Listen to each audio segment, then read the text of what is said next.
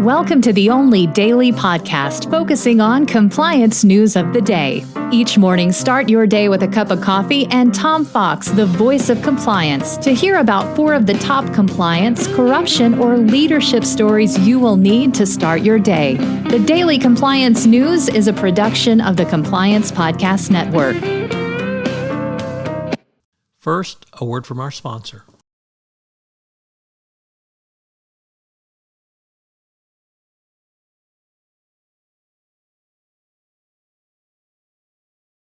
The Daily Compliance News for September 21, 2022, the Cheating in Chess edition.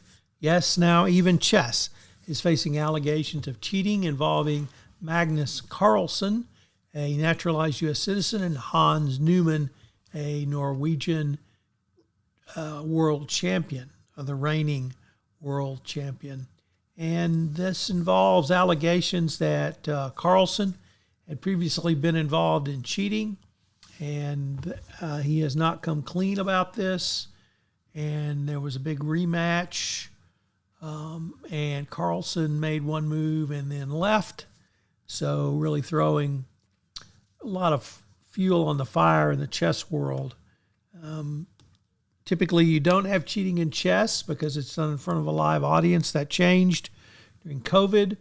And much more went online, and Carlsen is believed by many to have engaged in cheating. So he can't even play it straight in chess now. Next up from Reuters, or that story came to us from the Financial Times. Reuters reports that Morgan Stanley has agreed to pay $35 million to settle SEC charges that it mishandled customer data. The SEC said that for 5 years, the company had failed to protect information for over 15 million customers, basically by failing to properly dispose of devices containing sensitive information, including repeatedly hiring a moving and storage company with no expertise in decommissioning thousands of hard drives and servers. Next up from the Washington Post, the DOJ charged 47 defendants Tuesday for allegedly defrauding a federal program that provided food for needy children during the pandemic. The scheme, which totaled nearly $250 million, is the largest uncovered to date regarding fraud in the government's stimulus program around COVID-19.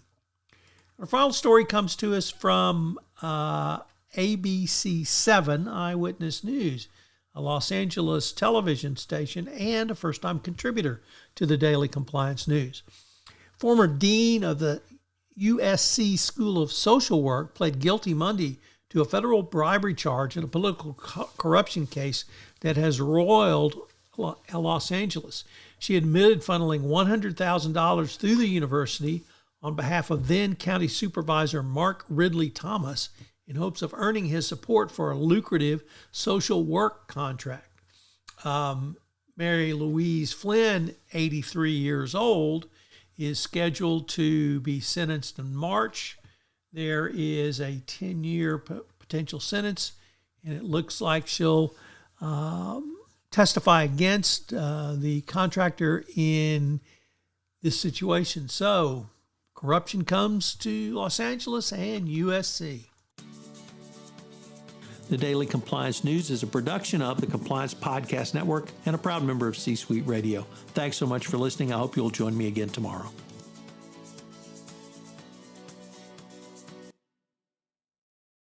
This podcast is a part of the C-Suite Radio Network. For more top business podcasts, visit c-suiteradio.com.